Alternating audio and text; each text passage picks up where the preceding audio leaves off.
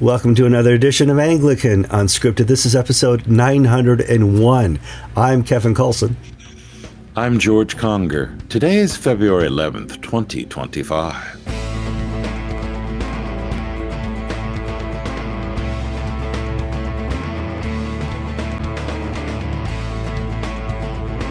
All right, thank you for joining us for another program of Anglican Unscripted. We're glad you could be here.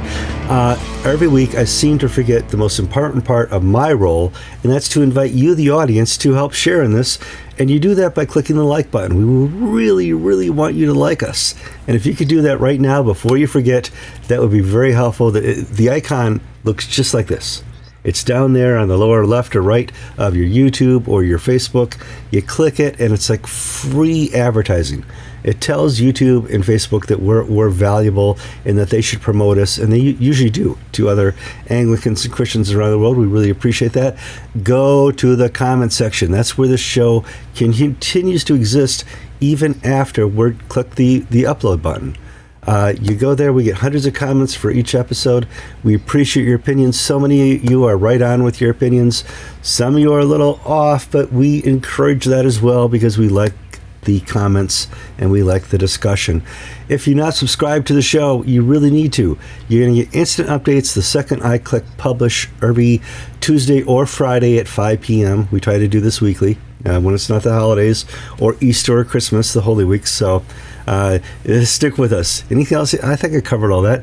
George, how you doing? Oh. Not yet. Any moment now, you're going to see big snowflakes falling in the window behind me because we have a big cold front coming through here in Maryland. It's going to drop 7 inches of snow over 24 hours. Yay, more snow. George, how's Florida? Beautiful, Kevin. Absolutely beautiful. Joy. The weather couldn't be better. It's not too hot, not too cold, no humidity, no pollen in the air, bright sunshine. This is the what I call Chamber of Commerce weather, the sort of stuff we put on the brochures to get people to move here and enjoy life in Florida. Yay! No income tax, cheap price. Gas at our local Wawa and across the street from it, the 7-Eleven, it's $2.69 a gallon. It's a good time. Well, I'm not there. I will be there soon, of course. But crazy times, George. Yeah. So this is February. We're going to do some big stories here. First story on our list is the number one story. Calvin Robinson has responded to the ACC.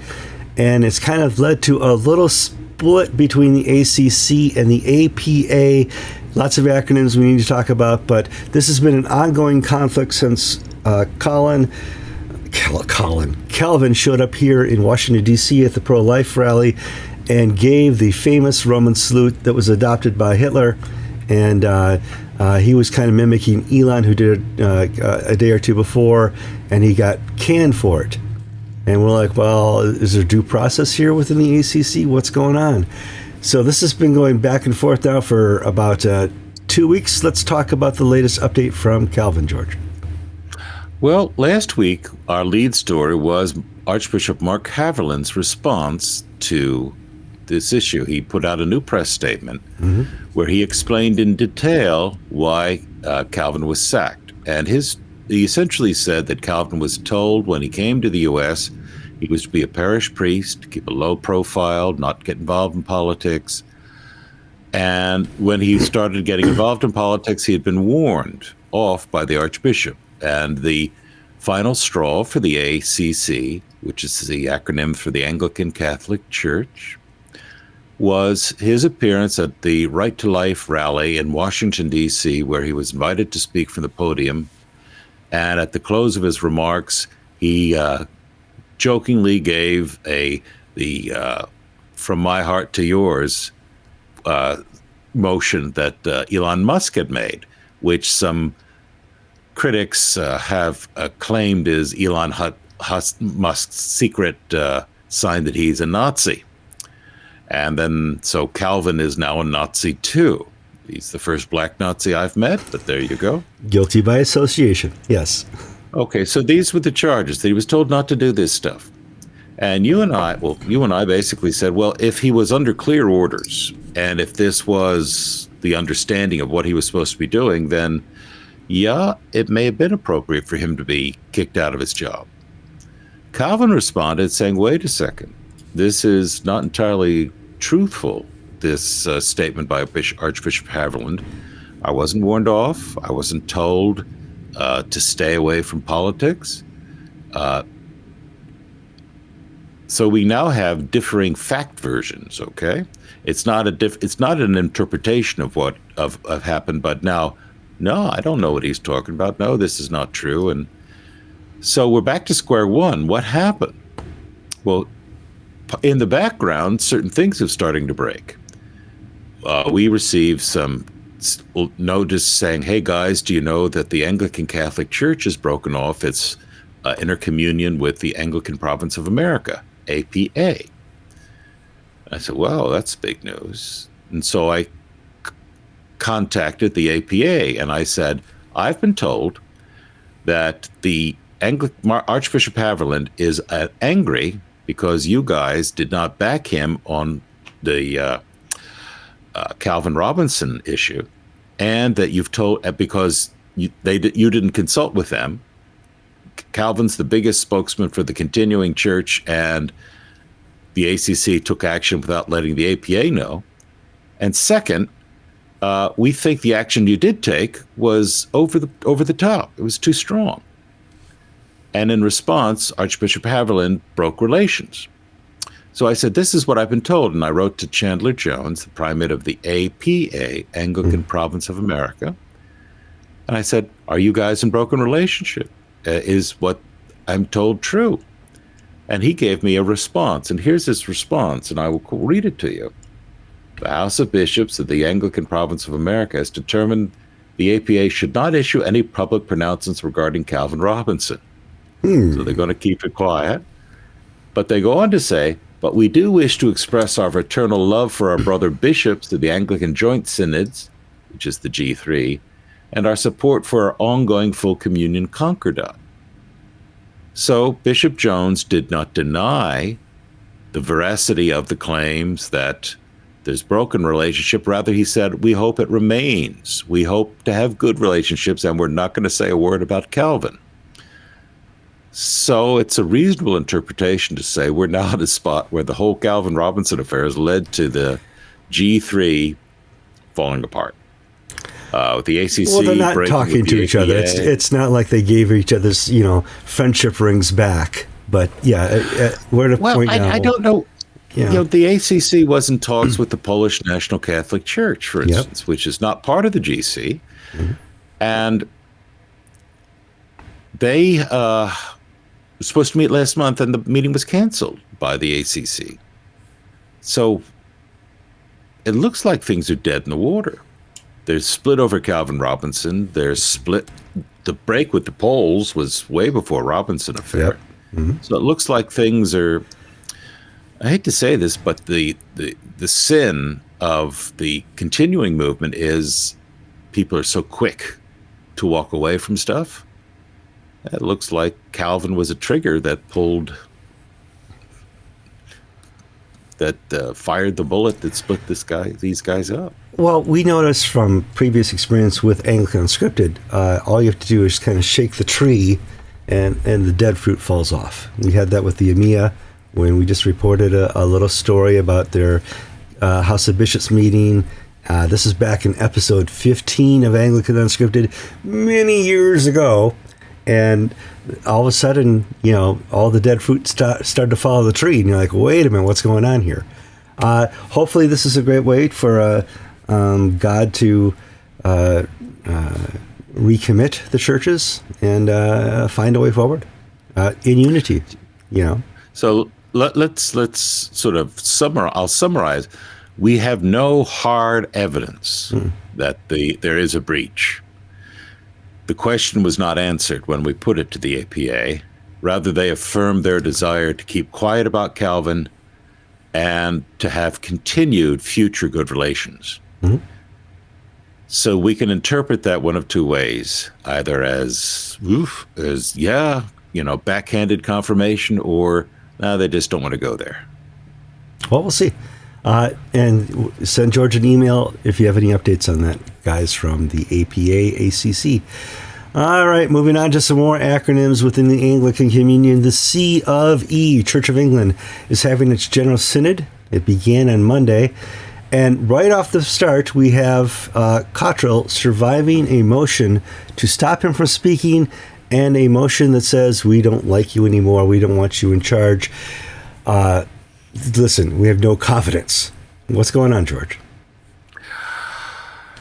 The Church of England General Synod meets Monday through Friday of this week. Mm-hmm.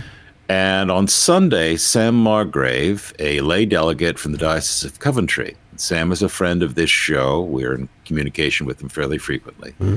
He distributed to all the members of Synod an announcement that he would be making a motion to suspend the order of business and move to next business at the start of Synod, which meant that they would skip the Archbishop of York's presidential address. And Sam said, we should take this step to basically recognize that things are intolerable, that we are responding to the public anger with the Church of England. 25% approval rating, according to the latest YouGov poll. Archbishop Cottrell is deeply enmeshed in the Bishop of Liverpool scandal and his own cover-ups or promotions of a pervert priest, David Tudor. So we really need to take a stand and stand up for safeguarding and stand up for what is right and true. So this was shared. And at the start of Synod, the president at that time was Rose Hudson Wilkin, who is the Bishop of Dover, who is, she is a character. Allegedly a character. Allegedly a character. Sam brought forward his motion, and she said, no, we're not going to talk about it. But then she went on to tell people why it was a terrible motion. She's allowed to talk about it, but not Sam. And Sam filled in all the paperwork, did everything for it to properly appear on the order of business, but the little gnomes behind the scene did their darndest to prevent Sam from being able, but he still was able to get this out there. Kudos for Sam to stand. Sam has been under tremendous pressure to knock it off. He's been pushing Welby and Cottrell to apologize, to step aside over the past year for their safeguarding failures. And because of this, Sam has been vilified. He's been attacked. His bishops have not supported him. It's just been a lone soldier fighting a lonely campaign. Let's take a moment. Sam, you did a fine job. You were right. At this point, the Archbishop of Canterbury has resigned. Keep up the good work. In a short period of time, I would expect Cottrell to resign as well, because of people in work and prayers of yours, Sam. Well, and at the same time on Monday morning, I think it was, Helen Ann Hartley, the Bishop of Newcastle, told the Today program, British BBC program, that Cottrell is unfit to lead the Church of England. I'll read you the main quote. I think he's the wrong person. I think to be in that position of leadership, you have to talk the talk and walk the walk, and you can't have one without the other. And I think for him to have allowed David Tudor to remain in post, I do find abhorrent. So Helen Ann Hartley, independently, they're not working in connection, Sam Margrave, basically said, Cottrell's got to go. So the time came for the vote, and a third of those present basically voted for Cottrell to sit down and shut up. A third or two-thirds? 73, 73 in favor, 43 abstaining, and 239 against. So 116 versus 239 about Cottrell sitting down. So you basically have a third of the synod at the very beginning saying we have no confidence in your leadership, which is what if you walked into your parish and you're going to preach a sermon and you know ahead of time that a third of the people don't want you there? Well, Cottrell gave his sermon, and the little quote at the end was, am more sorry about this than I can say. I know mistakes has been made. I have made mistakes, but he's not going to do anything about it. Last week, he told one newspaper, I forget which, that he was going to stay until 2028 when he hits retirement age. Cottrell's going to fight this. He's sorry, so very sorry. Please accept my apology, as Patsy Cline would tell us. Is it Patsy? Well, yeah, it's an old country song. Sorry. Yeah. But that's the extent of what he's going to do. So even looking at the videos, because it was live stream, it was tense. It was quiet. A lot of people looked like they didn't want to be there. When Cottrell spoke, a number of people walked out. Not a mass walkout, but still significant enough that you can they didn't make a scene about it. But it was evident that people were displeased with Cottrell. And then they go into safeguarding. And Joanne Grenville, who's an assistant bishop in London, she's the one who get charged by the Church of England to oversee the abuse problem. She said the Church of England system is broken. And four statements were presented from survivors of abuse that were just horrific, little personal anecdotes. And Grenville's statement was, "We are ministering as a broken church. Work that I've outlined can never take away the pain of victims and survivors or offer adequate recompense or assurance of change today." So the head of safeguarding is telling the synod that safeguarding is broken. And this is just the first afternoon. They started at lunchtime, and they started off with a move to slap down Cottrell, the Archbishop of York. The head of safeguarding says we're failing and we're not doing enough good to do anything about it. Oh man, this is Episcopal Church level gloom. Okay? This is bad. I mean, this is what happens. This is for us. It's good because it's a great chance for the church to start over, refine itself. But boy, it took so long to get here. We've been walking this road with the Anglican Communion, Church of England, and the Episcopal Church since 2003. And to finally get them to the point now where this isn't fun anymore. All the things that we hope for, all the programs we put in, all the changes to the canons, we're going to talk about a new one down here in a minute. It's just not fun anymore. We thought for sure we could make the church a better place. We could make the gospel more palatable, that we could fill the church with happy-go-lucky people singing John Lennon songs. And it didn't work. Now is your chance to repent as a church, not a broken, just one broken leader at the top, and start over. You've lost your way. You've lost your mission. And this is what happens when you don't preach the gospel, George. What a lesson. What an amazing lesson the entire church around the world has in the Episcopal Church, in the Canadian Church, and now in the Church of England. What a lesson. Well, and this is just the first afternoon of Synod. And they still have to do living in love and faith and all the other stuff. They'll write books about this one. All right, let's move on and talk about, oh boy, this is going to be more difficult because it's a local story, George. It's Bishop John Howard has been brought up on charges, and some of those are for financial impropriety. Some of those are for discrimination. We need to talk about it because it involves the Episcopal Church, and they need a solution quickly, according to Presiding Bishop Sean Rowe, the new Presiding Bishop of the Episcopal Church. They don't want this to go on forever because he's a retired bishop. And, whatever happened back then should stay back then.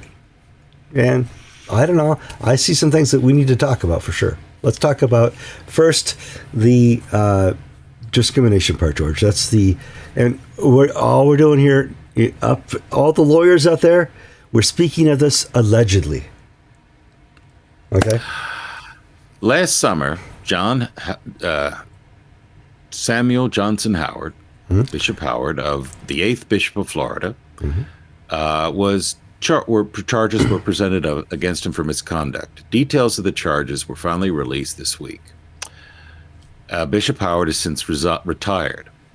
And the two charges are, one is discrimination and one is financial impropriety. The discrimination charge is that a lesbian woman moved into the diocese, a priest, and Bishop Howard would not license her. He gave her a limited license to work at one church, and she complained that it was because she was a non-celibate lesbian, that she was living with another woman, that she was discriminated against, and this discrimination violated the Episcopal Church's canons. Well, Bishop Howard did discriminate against her, but bishops discriminate all the time. All the time. Size, shape. But Bishop Howard, I think, was very unpopular. He angered the conservatives. He angered the liberals. He drove out the conservatives so that the Diocese of the Gulf Atlantic was formed out of the Diocese of Florida. Yeah. In the Diocese of Central Florida, Southwest Florida, Southeast Florida, the guys of the Gulf Coast, we didn't have a mass movement to the ACNA because Florida is much more conservative than the rest of the Episcopal Church. And Bishop Howard is conservative on these issues.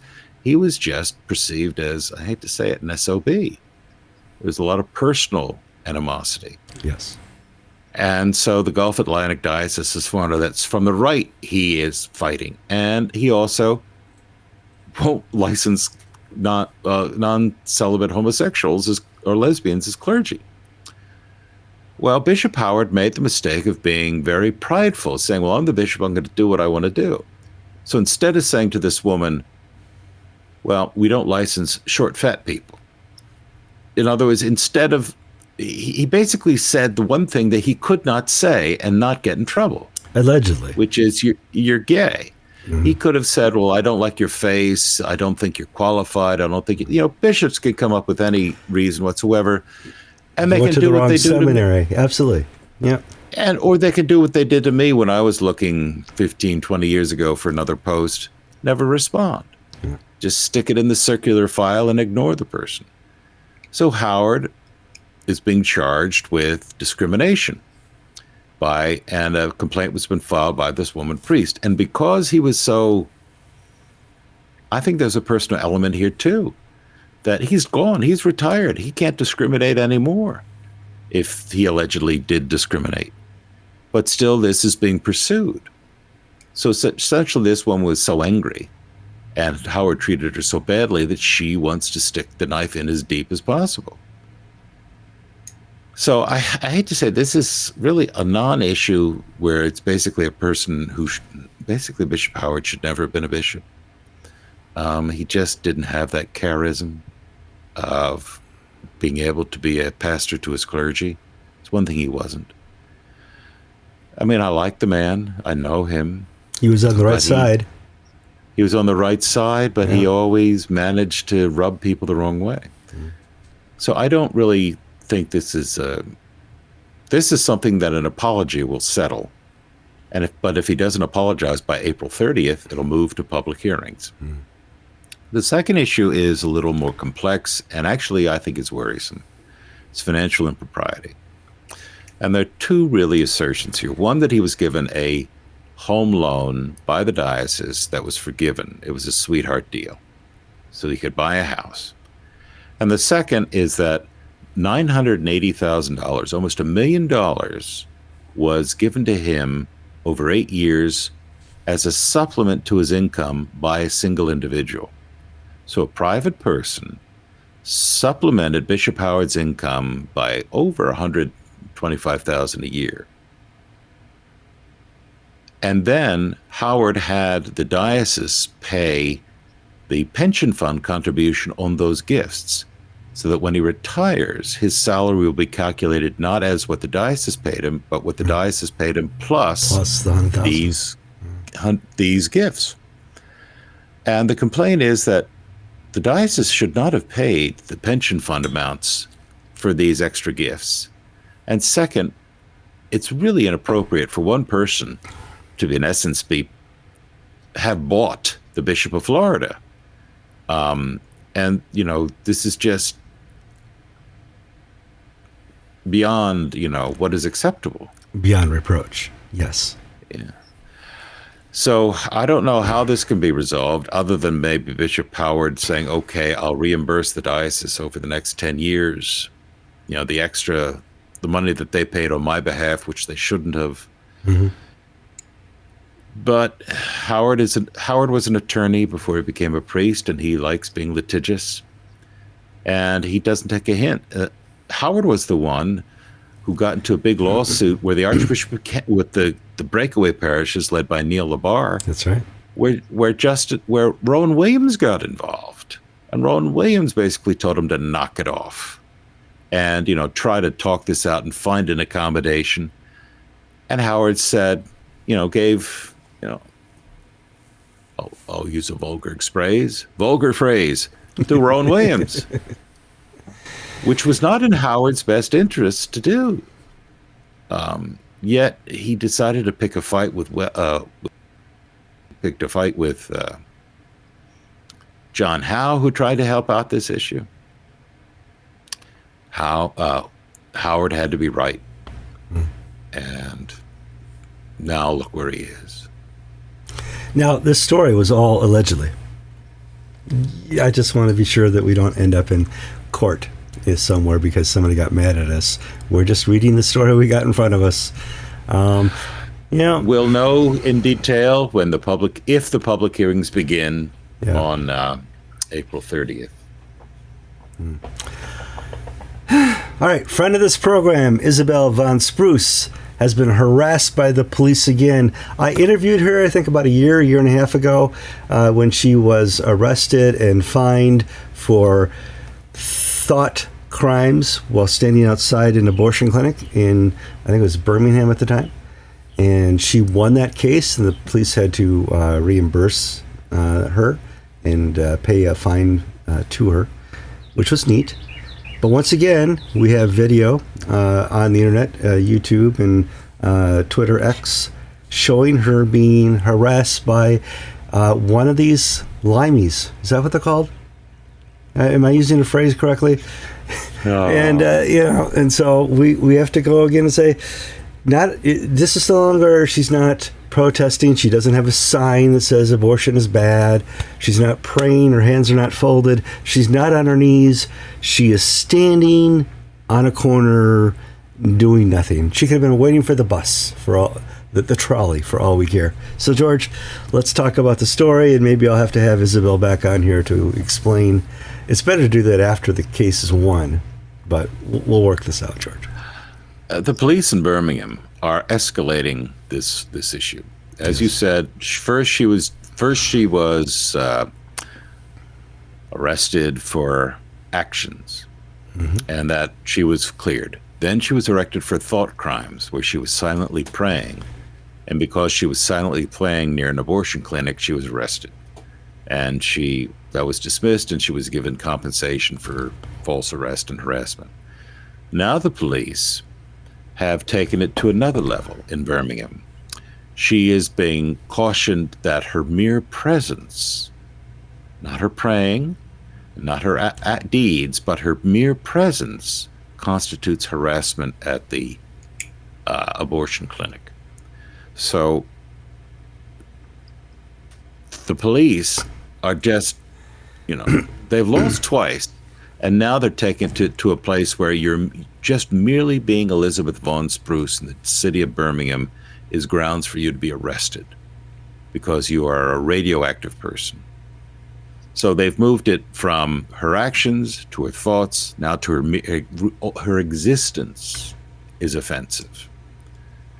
This is like that Tom Cruise movie, where they talked about pre-crime or something. That's a Minority Report. Yeah, Minority Report. that they're arresting her and warning her and harassing her before she's even done or thought or said anything. I mean, it's just. Anglican TV, Anglican Unscripted, Anglican Inc., all this little media thing should give out awards for people who have reached the pinnacle of job well done. And I'm going to, send a little certificate. You've reached the point where they can't even stand you, what you believe, and your God. Congratulations. The Birmingham police are at a John Howard level of stupidity right now. Allegedly. Okay, I mean, no, I would say that I'm not alleging anything because that's an opinion. It's an opinion. Okay, all right. It could be a fact. It could be a fact too, but my opinion is we're at a level of John Howard pigheadedness. Instead of saying, "Okay, you're blocking the sidewalk. Okay, we're arresting you for vagrancy." In other words, instead of some spurious charge that they could come up with that could be slightly argued, but okay, this woman, you're hanging around, you have nothing to do, you're a vagrant, therefore we have laws against that. Instead, they out and tell her your mere presence, because of your being an anti-abortion activist, is enough for us to harass you. Man, that's just so stupid. She's, lawyers are going to make more money again at the expense of the taxpayers of Birmingham. It'll make the press. And once again, half the world will support her, half the world will come against her, and not understand the reality of the situation that England is still aborting its youth. So. All right, George, let's move on. We have talked a lot the last 2.5 months about there being a vacancy in the Church of England. The See of Canterbury is vacant. And we have suggested widely that maybe GAFCON and the Global South could get together and at this point find a way to fill the vacuum. And we have some Global South and GAFCON news, and we don't know if this fills the vacuum or not, but maybe it's a step in the right direction. GSFA bishops are in training in Cairo this week, and next week there is a GAFCON bishops training in Plano, George. Next month in March is Plano meeting. Okay, Mac, it's this week. What did I? You put week. Well, trust me, it's next month. I made a mistake. The Global South is holding a training program for new bishops in Cairo this week, and Archbishop Kizimba from Uganda, Archbishop Fawzi from Alexandria, the whole team is there. Archbishop Justin Badiarama, sort of building the relations among new bishops, essentially from the Global South Africa in this meeting. There's also going to be a similar meeting held by GAFCON at Christ Church in Plano in March. Paul Donison is the rector of Christ Church Plano and the director of GAFCON. I think that's his official title. He's a bishop, and he's also a bishop. Yep. In the ACNA, and they are working on what I would call the second and third level stuff, building the interrelatedness and offering skill training and things of that nature. I'd like to go to the Plano meeting just to sort of keep tabs to see where they are. However, my question is, I haven't heard much of anything about the top level issues, which is the structure of the Anglican world. Welby's out, Cottrell has been neutered, and into this gap, Global South and GAFCON should be stepping, but they haven't. Instead, who is stepping into the gap is the Anglican Consultative Council. With Welby disappearing and Cottrell being unable to do anything, somebody's going to step into that vacuum, and the bureaucrats in London have decided they're going to do it. For example, Joe Bailey Wells, who was the assistant to Anthony Pogo, the ACC Secretary General. She's the one who was lost her license from the Bishop of London over the Smythe scandal. Yeah. Mm-hmm. And she's been stepped down from pastoral ministry. Yet this last week she was in Ceylon for a week-long meeting with the diocese of Colombo in the church in Ceylon. So this woman who has been disciplined and is waiting an investigation and who's been told to step back, she's going forward, and it's atrocious and appalling, because this is, oh, well, safeguarding really doesn't matter. It's all for show. Let me just get on to my regular job and try to keep people tightly wound into the London net. So why isn't, I guess the question I would put to GAFCON and the Global South, why haven't you complained about Joe Bailey Wells, who is essentially poison at this point in the Church of England, is still allowed to go around and do Anglican stuff? Why haven't you taken a move or made comments or basically asserted your power in the midst of this vacuum of weakness? Because if you wait too long or try to play nice, you're going to lose. Well, here's the reality. If they want to keep power in the Church of England over the Anglican Communion, she's the best they got, the best they can offer. A broken, under investigation bishop. That's the best they can put forward right now at this point for somebody who has any idea what's going on internationally. And so that's what they're stuck with. And this is what happens when you start taking the wrong path dozens of years ago. You're in a mess now. You are in a big mess. And what an opportunity for the Global South and GAFCON, because right now these new bishops are getting cell phone numbers of people they can call when they have questions. Normally, you would have Justin Welby's phone number right there on your little phone. Justin Welby, you pressed message, you could text him, and he would respond to you within a day. He would give you other people within the office you could talk to. There was a structure within the Anglican Communion of people you could contact that were not the Global South, that were not GAFCON. The head of the church was still going to be Lambeth. And now that's gone. There's nobody that anybody wants to talk to in the Church of England, thank God, including Wells. So we're to the point now where the vacuum can be filled by passing out the phone numbers to the head of Global South and to the head of GAFCON. You now have this opportunity to take charge and lead of a church that is completely aimless. There's an analogy between the role that the Anglican Consultative Council plays in the Anglican world and USAID played in the international sphere. Jackson Olisapit, the Archbishop of Kenya, gave an interview while he was giving a talk at St. Paul's Seminary in Limuru last week in Kenya, said that it's a good thing that Trump has ended the USAID. We get a lot of money in Kenya, but most of this money is stolen by the elites. Before it gets to us. Mm-hmm. And one or two, so we have this big public show about supporting AIDS, whatnot, but then the 95% of the other money disappears into the pockets of the bigwigs. And we really do need to be self-sufficient in Kenya. And it's probably, good for us to cut off the flow of money that's corrupting our elites and make us sort of stand on our own 2 feet, because we have the resources in Kenya to be able to do this. And if we continue to take the soft, easy approach of having the Americans pay for it, or having these international NGOs, which are funded by the American taxpayer, unbeknownst to them, mm-hmm. we'll never get out of the hole we're in. Yeah. I found it very interesting to watch presidents of these African countries says, yeah, USA, that's a big deal. On paper we get a lot of money, but in reality we get none, and it just never gets here. As Ukraine will tell you, they're missing half of the money they were promised.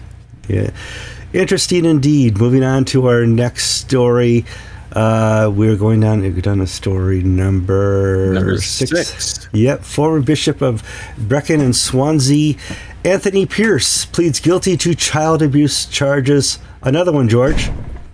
Another one. Yeah, last week it was David Fletcher, an evangelical. Mm-hmm. This week it is Anthony Pearce, an Anglo-Catholic. And I think Pearce entered the Roman Catholic Church, but that really doesn't matter. Pearce was Bishop of Swansea and Brecon, and before that he'd been the Archdeacon of the diocese, and before that he'd been a parish priest in the diocese. And when he was a parish priest, he molested little boys.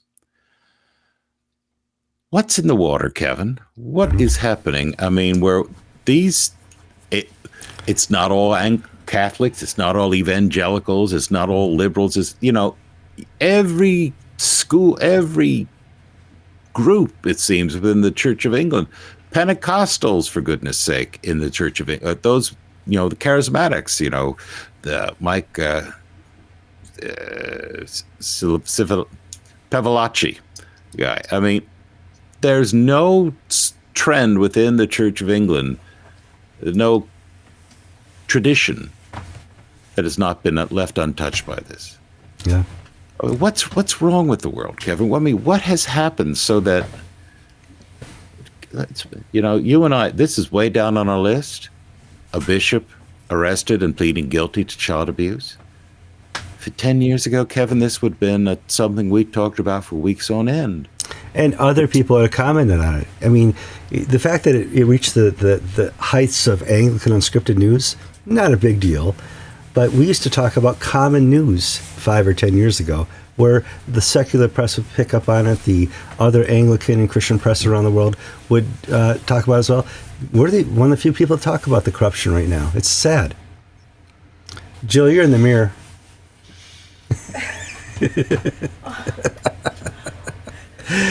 So, pretty sad.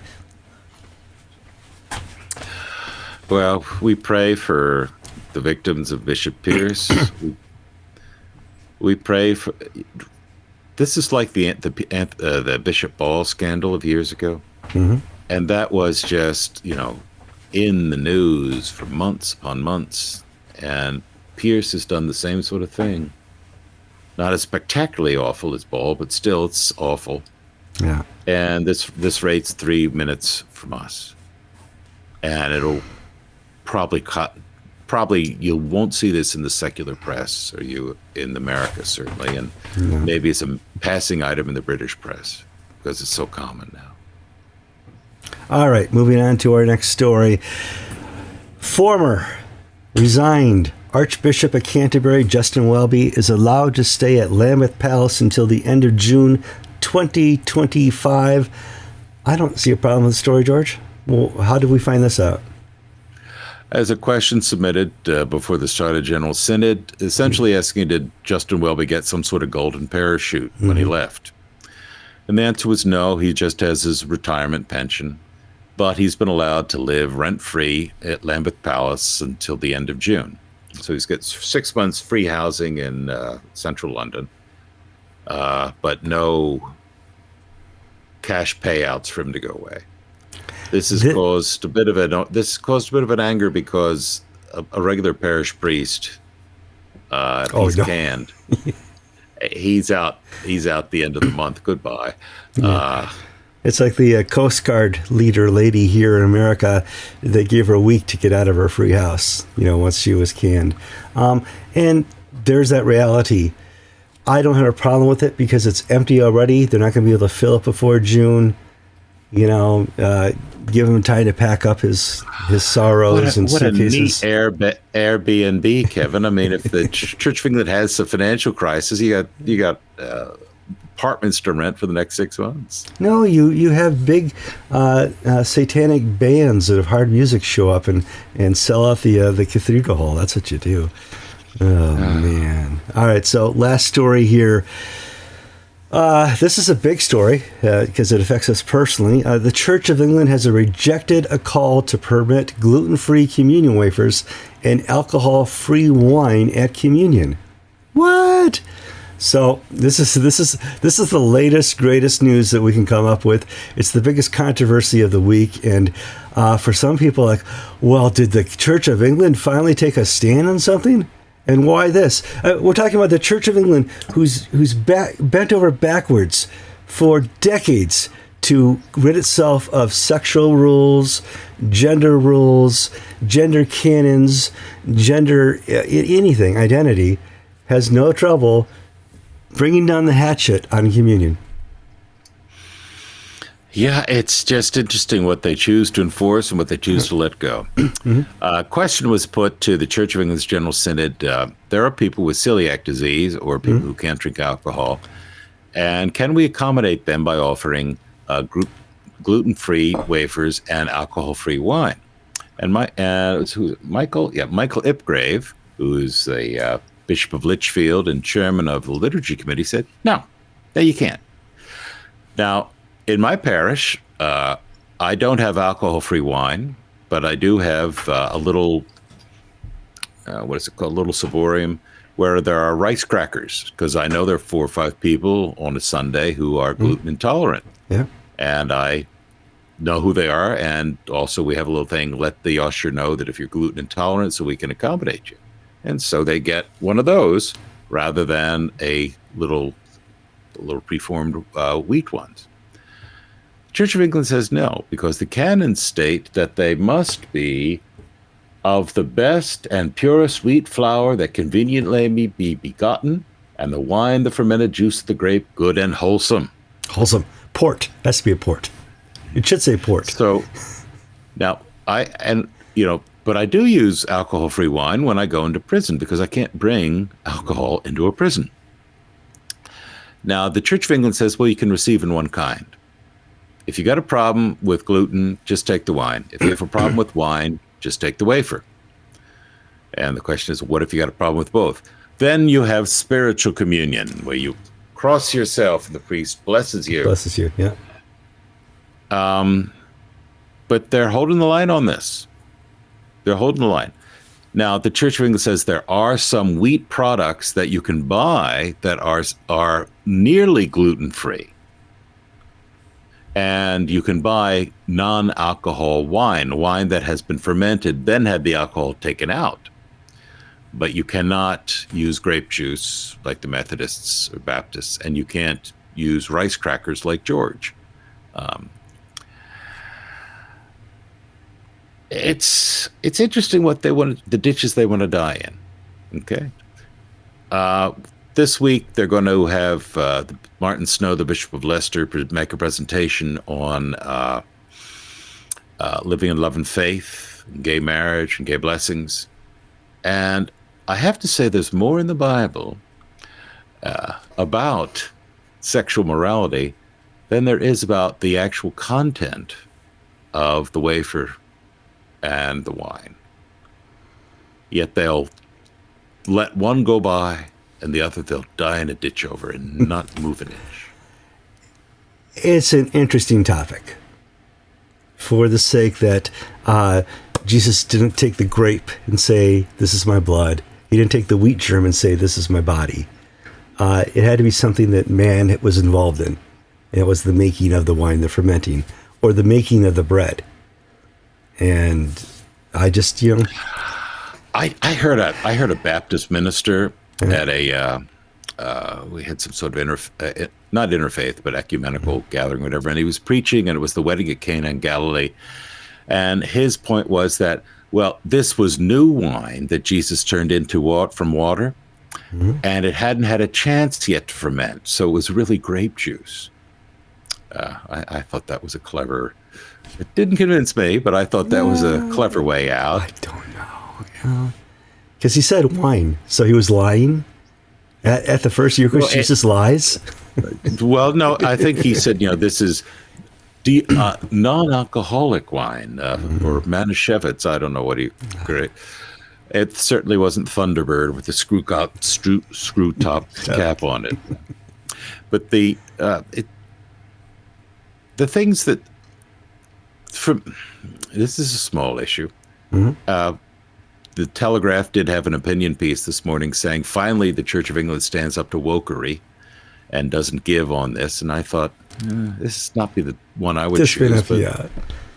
But for me, this is sort of symptomatic with the problem of the Church of England, where the institution is more concerned about preservation of the institution and its rules and structure and hierarchy than the truth that the institution should point to. They will prevaricate, and they are prevaricating on what is clear in Scripture and what the Word of God teaches us. They won't stand for that. They won't defend that priest, Randall, Father Randall, up in Derby, who preaches a sermon according to Christian doctrine, that is 100% clean and pure, and the Bishop of Derby won't back him when he's accused of being an extremist because she's politically correct and doesn't want to offend people. Yet they'll take a stand on rice crackers versus wheat. You are correct in assuming that it's more interesting and a priority to them to have the candles lit and the robes clean than to have the doctrine pure and the gospel spoken. They're offended by the gospel. And that's a bad sign for your church. When the good news of Jesus Christ, you can't proclaim Jesus Christ without the Holy Spirit, right? They can't proclaim the Holy Spirit. I'm sorry, let me finish it. They can't proclaim Jesus, therefore the Holy Spirit's not with them. The other thing to keep in mind is that there is an international angle to this, because in many parts of Africa, for instance, wheat is not the staple. Congo. And I've been to Eucharistic services where the wafers are made out of bread made from yams. Mm-hmm. And once they used Coca-Cola instead of wine, because wine is not to be had in the Congo in rural Africa. It's a European import. And wheat is not to be had. Wheat is, foreign to most of it, was foreign to most of Asia. Wine was foreign to most of Asia and Africa. So are we exporting, or are we demanding that the European-centric view of the world be the only view when it comes to the nature of the Eucharistic elements?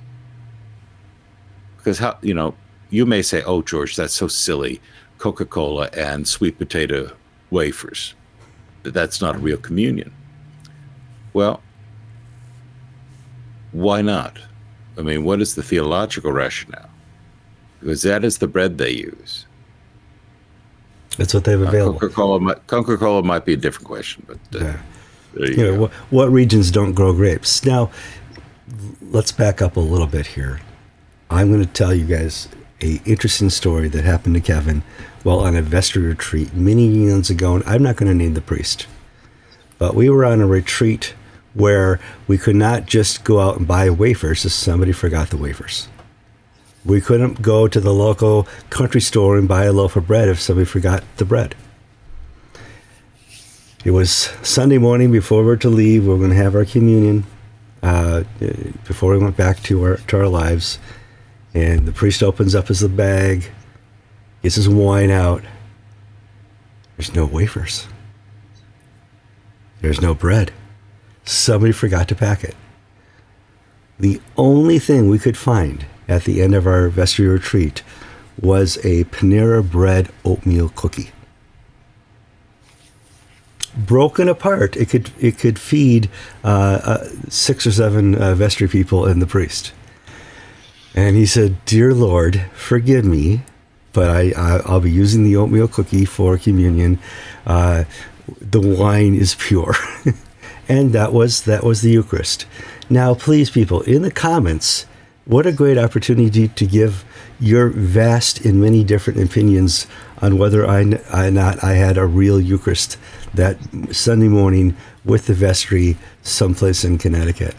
It's a great. These are great theological questions to have, and the fact that we can't really come up with a solid, unified answer is your answer. Sometimes, George. All right, let's move on. Anything else here? No, that's it. Oh, I'm going to give you guys an extra 15 minutes, it's 5 minutes of your day. I'm Kevin Kallsen. And I'm George Conger, and you've been watching episode 901 of Anglican Unscripted.